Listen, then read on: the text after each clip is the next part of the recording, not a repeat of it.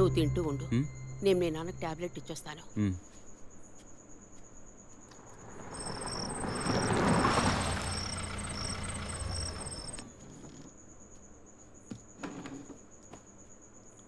రారా, నువ్వు లేటా? వదిన కేసు విషయం మాట్లాడి రావడం వల్ల కొంచెం లేట్ అయింది.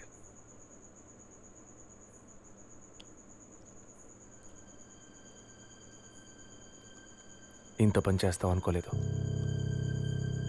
ఏంటి? నిజాన్ని దాచడం. పోలీస్ దగ్గర దాచిపెట్టచ్చు, కానీ తమ్ముడి దగ్గర దాచకూడదు. నువ్వనేది దేని గురించిరా?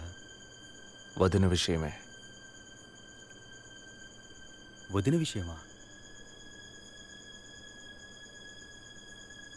వదిన్ని ఎందుకు చంపావు? ఏంట్రా వాగుతున్నావు?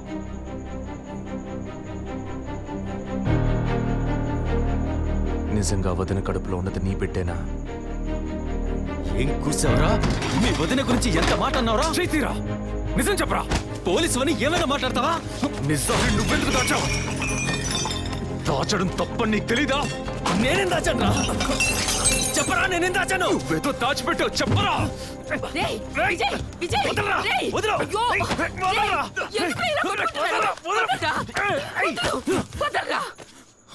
ఏమైందిరా మీకు? ఏం పనిరా ఇది? అమ్మా, వదిన విషయంలో వీడేదో దాస్తున్నాడు, చెప్పమను. రేయ్, పిచ్చి పట్టిందా నీకు? నేనేం దాచిపెట్టలేదురా. రేయ్, తను చనిపోయిందని బాధపడాల్సింది పోయి మీరు కొట్టుకున్నారేంట్రా? వదిన తనంతా తను చావలేదు, మీరందరూ కలిసే తను చంపారు. ఏమిట్రా నువ్వనేది? అవును, మరి నువ్వు వీడికి పెళ్ళైన రోజు నుంచి ఎన్నిసార్లు పిల్లలని వదిన మనసుని బాధ పెట్టావు? ఎన్నిసార్లు నా ఎదురే వదిని గుచ్చి అడిగావు? ఎవరింటికి వచ్చినా వాళ్ళ ముందే ఏదైనా విశేషమా అని అడగడం. ఎవరింటికైనా పోతే ఏం విశేషం లేదు అంటాం. ఎవరో ఒక డాక్టర్, ఏదో ఒక హాస్పిటల్, నీకు కావాల్సిందల్లా ఎలాగైనా వదినకు ఒక బిడ్డ పుట్టాలి, అంతేగా? అదేగా నీకు కావాల్సిందే. ఎన్నిసార్లు వదిన అడుగుంటావు? ఒక్కసారైనా నీ కొడుకుని అడిగావా?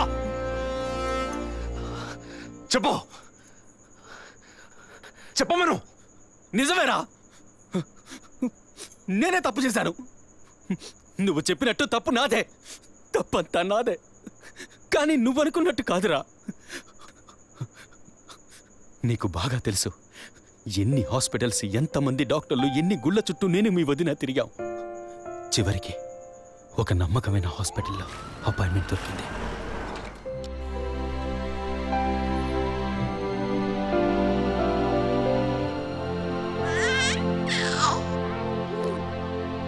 నమస్కారం. ఫస్ట్ టైం మా హాస్పిటల్కి వచ్చారు కదా? అవును డాక్టర్. ఎక్కడ మీరు వర్క్ చేసేది? ఆర్కే స్టీల్స్లో చీఫ్ ఇంజనీర్గా పనిచేస్తున్నాను. అంటే ఎక్కువ వేడి చేసే చోట పనిచేస్తున్నారన్నమాట. మీ సెక్షువల్ లైఫ్ ఆరోగ్యంగానే ఉంది.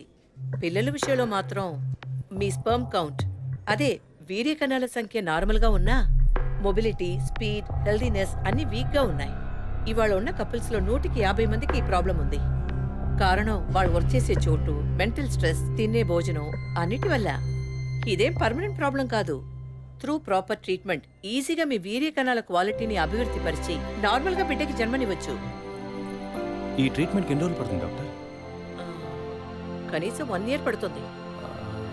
ఈ ట్రీట్మెంట్ తీసుకుంటే సక్సెస్ అవుతావా? 60% నేను గ్యారంటీ ఇవ్వగలను. మిగతా 40% మీరు నమ్మే ఆ దేవుడి చేతిలో ఉంది. ఒకవేళ ఎక్కువ లేట్ అవుతుందని మీరు ఫీల్ అయితే ఇంకో మెథడ్ ఉంది. ఏం మెథడ్ డాక్టర్? Artificial insemination. అంటే మీరనేది?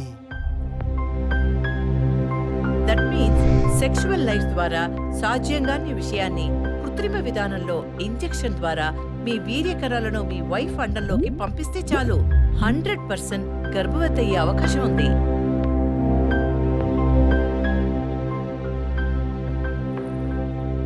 ఇందులో ఆలోచించడానికి ఏముంది? ఈ ప్రపంచంలో భర్త ద్వారా ఓ బిడ్డకి జన్మలివ్వలేని అమ్మాయిలు ఇంకొకరి వీర్యకణాల ద్వారా ఈజీగా పిల్లల్ని కంటున్నారు.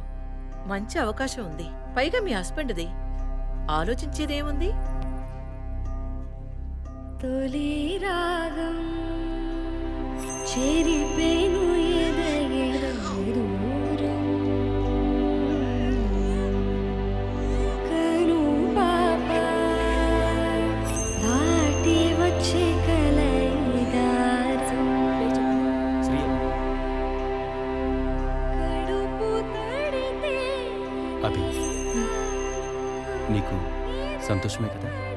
ఒక విధంగా నాకు సంతోషమేనండి. అత్తయ్య మావయ్య ఎలా అర్థం చేసుకుంటారో ఏమో. వాళ్ళెందుకు అపార్థం చేసుకుంటారు? వాళ్ళతో నేను మాట్లాడతాను. వద్దండి, ఈ విషయం ఎవరికీ చెప్పొద్దు. అత్తయ్య మావయ్యలు కూడా చెప్పొద్దు. విజయ్కి కూడా తెలియకూడదు, ప్లీజ్. ఓకే, డోంట్ వరీ, నేనెవ్వరికీ చెప్పను. 2 నెలల ప్రాపర్ ఫాలో అప్ తర్వాత ట్రీట్మెంట్ తీసుకున్నాం. మేము ఇన్నేళ్ళు వెయిట్ చేసినందుకు ఒక అర్థం పరమార్థం దక్కిందనుకున్నాం. అప్పుడు మేమెంత ఆనందించామో నీకు తెలుసు. కానీ నువ్వు చెప్తున్నట్లు అత్తయ్య మావయ్యని 50 లక్షలు నేను అడగలేదు, అంత పెద్ద అమౌంట్ని హాస్పిటల్ వాళ్ళు అడగలేదు. మేడం, ఒకే ఒక సెల్ఫీ మేడం, ప్లీజ్.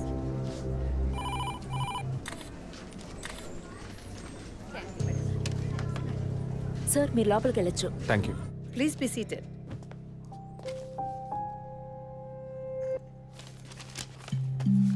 చనిపోయిన అభినయ్కి బ్రదర్లా అన్నారు.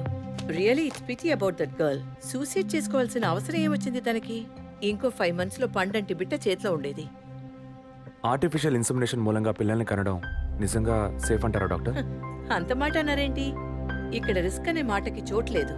మీ వదిన చనిపోయిందని మీరు ఇలా మాట్లాడడం చైల్డిష్ గా ఉంది. మా వదిన మాత్రమే కాదు, ఆర్టిఫిషియల్ ఇన్సెమినేషన్ చేసుకున్న ఇంకో 3 చనిపోయారు. ఇది చైల్డిష్ గా ఉంది కదా? ఎక్స్క్యూజ్ మీ, మీ వదిన గురించి అడిగారు, చెప్పాను. ఎందుకు అనవసరంగా వేరే వాళ్ళ గురించి అడుగుతారు? పోలీస్ అంటే అడిగి తీరాలి.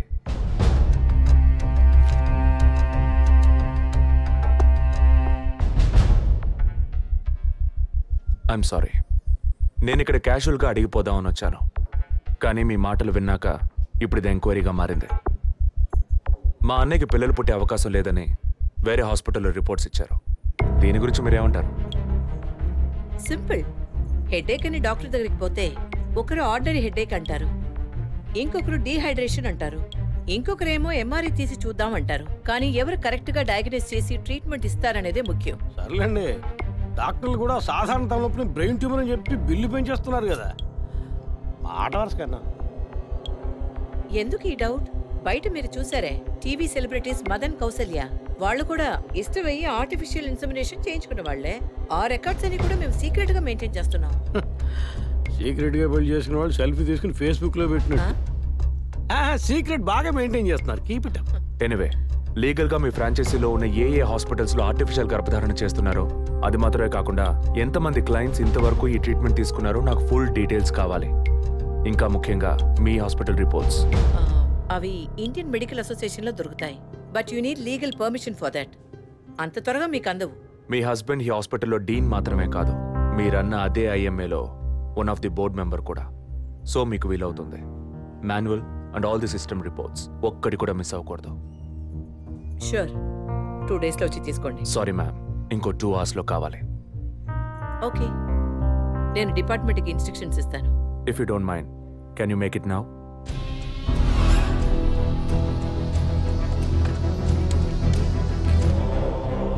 మన హాస్పిటల్లో ఏ ట్రీట్మెంట్ చేయించుకున్నా all patients full details send me immediately. Thank you doctor. ఫర్దర్గా ఎప్పుడు ఏ డీటెయిల్స్ కావాల్సి వచ్చినా మిమ్మల్ని కాంటాక్ట్ చేస్తాను. షూర్.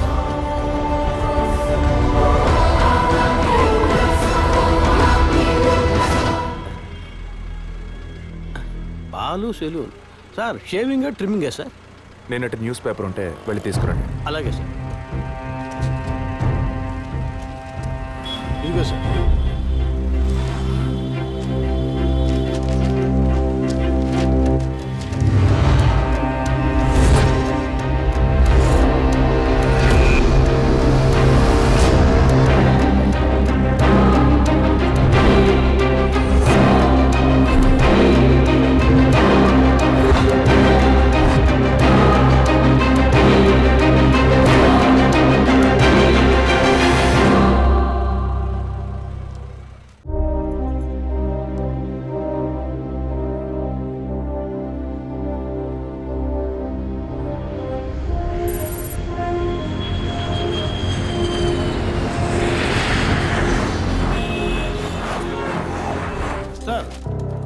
హాస్పిటల్లో ఆర్టిఫిషియల్ ఇన్సెమినేషన్ ద్వారా గర్భవతులైన అందరినీ విచారించారు సార్. అందులో జెసికా, మీ వదిన అభినయ, పద్మ ఇలాంటి 6 మాత్రం గర్భవతులయ్యాక ప్రాణంతో లేరు సార్. ఈ 6 న్యాచురల్ డెత్ కాదు సార్. ఏ కారణం వల్ల చనిపోయారో వాళ్ళ ఫ్యామిలీస్ కూడా తెలియదు సార్. తప్పు ఎక్కడుందో ఎలా జరిగిందో కనుక్కోలేకపోతున్నాం సార్. హాస్పిటల్లోమా లేక కోఇన్సిడెన్సా? ఒకవేళ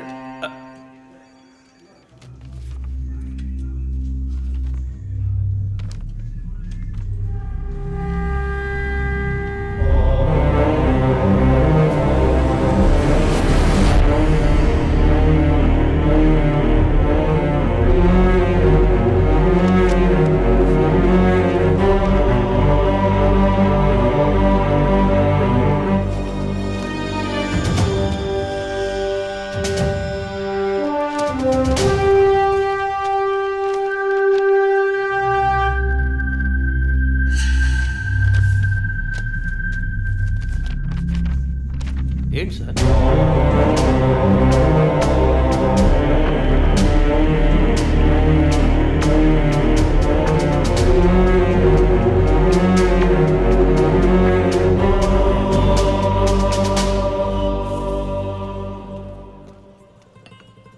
ఐఎమ్ ఎక్స్ట్రీమ్లీ సారీ విజయ్. ఆ రోజు మీ వదిన గురించి నా ఫ్రెండ్ చెప్పింది నీకు చెప్పాను. అయినా తప్పే. నేను జెసికా కేసు విషయం మీద తిరుగుతున్నప్పుడు వదిన నన్ను ఎగతాళిగా అడుగుతూ ఉండేది, ఇదేమంత పెద్ద కేసు, కావాలంటే నేను హెల్ప్ చేయనా అని. ఇప్పుడు వదినే జెసికా కేసులా అయింది. ఇప్పుడు వదిన కేసు ఆధారంగా ఈ 4 చావులకి కారణం కనిపెట్టగలమా మనం? 23. అదే దీనికి సమాధానం చెప్పాలి. ఆ హాస్పిటల్లో మాత్రం ఈ 6 ఏళ్లలో 436 ఆర్టిఫిషియల్ ఇన్సుమినేషన్ ట్రీట్మెంట్లు జరిగాయి. అందులో 6 పోయారు. వీళ్ళు మాత్రమే కాకుండా మిగిలిన వాళ్ళ ఫైల్స్లో 23 అన్న కోడ్ను ఉపయోగించారు.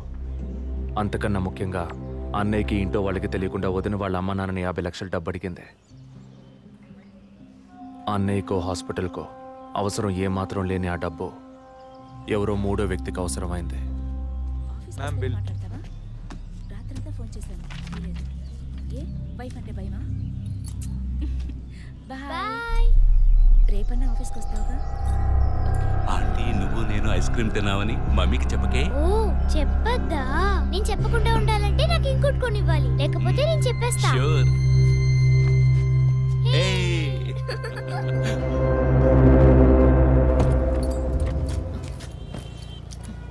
నీకు అర్జెంట్ కాకపోతే నన్ను స్కూల్లో కొంచెం డ్రాప్ చేస్తావా?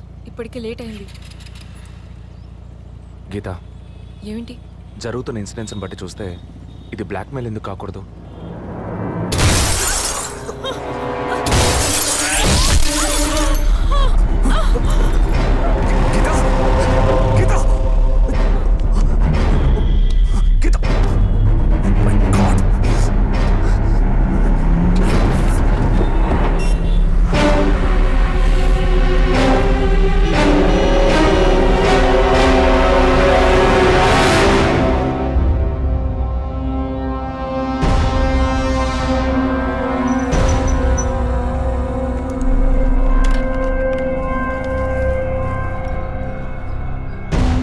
వాళ్ళ ఇంటిని ఒంటిని టచ్ చేయొద్దని అప్పుడే చెప్పాను, విన్నావా? అందుకే ఇటువంటి సెంటిమెంటల్ ఎమోషన్స్ని డబ్బుని ఒకటిగా కలపకూడదనేది. టచ్ చేయటం తప్పు కాదు, వాళ్ళిద్దరిని ప్రాణాలతో వదలటమే తప్పు. నువ్వు వదిలేసి నన్ననకు. అయితే ఇది పూర్తయ్యేదాకా టీవీ టార్గెట్ని పక్కన పెడదాం. వద్దు, వన్స్ టచ్ చేసాం, బిగ్ టార్గెట్. ఈ అమౌంట్ ఇంకో 2 రోజుల్లో మన చేతికి రావాలి.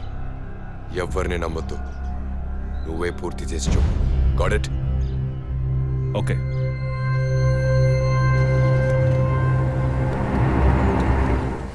No trespasses. Proper ID card లేకుండా ఎవరిని లోపలికి రానివ్వకండి. Okay sir. Including doctors. Yes sir. Thank you.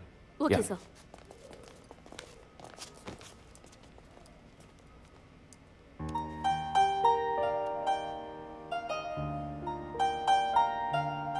నిన్ను పెద్ద రిస్క్లో నేను పడేశాను. I'm extremely sorry. నిన్ను చంపడానికి వచ్చారా, వాళ్ళు నన్ను చంపడానికి వచ్చారా? ఏదేమైనా నీకు ఇప్పుడు సెక్యూరిటీ చాలా ముఖ్యం. నువ్వు హాస్పిటల్ నుంచి డిశ్చార్జ్ అయ్యే వరకు 2 పోలీసులు నీకు సెక్యూరిటీగా పెట్టాను. Don't worry. అందుకని హాస్పిటల్లో చేర్చావా? నువ్వు భయపడకు, ఐ టేక్ కేర్. నువ్వు ఇక్కడ ఉండవా? నేను ఎప్పుడూ నీలోనే ఉంటానుగా. ఏ పిక్చర్లో డైలాగ్ ఇది? సరే, ఆఫీస్లో కొంచెం పని ఉంది, వెళ్ళొస్తాను. Take rest. విజయ్, వాళ్ళు ఎందుకు బ్లాక్మెయిల్ చేస్తున్నారు?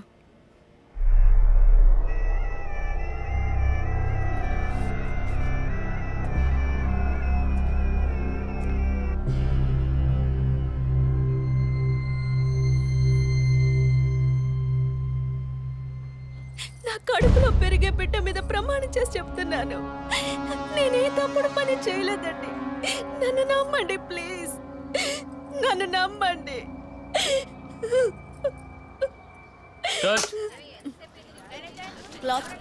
Shot okay? లేదు సారీ ప్లీజ్. జరగండి అమ్మా, జరగండి జరగండి. మేడం, మిమ్మల్ని చూడటానికి 2 పోలీస్ ఆఫీసర్లు వచ్చారు మేడం.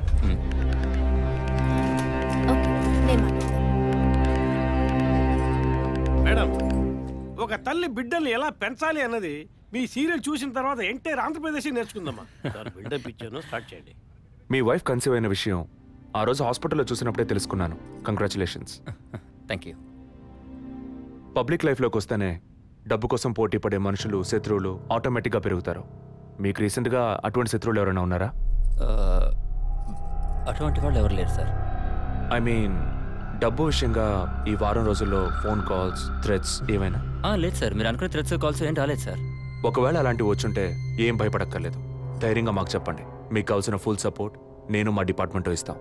సార్ అది అదే అటువంటి కాల్స్ అయితే రావట్లేని చెప్తున్నా, మీరు మాటిమాటికి అదే ప్రశ్న అడుగుతారండి సార్. లేదు సార్, ఇకపైన అలాంటివి వస్తే any time you can call. లేని విషయాన్ని ఎందుకు మాటిమాటికి అడుగుతారు? We need some privacy.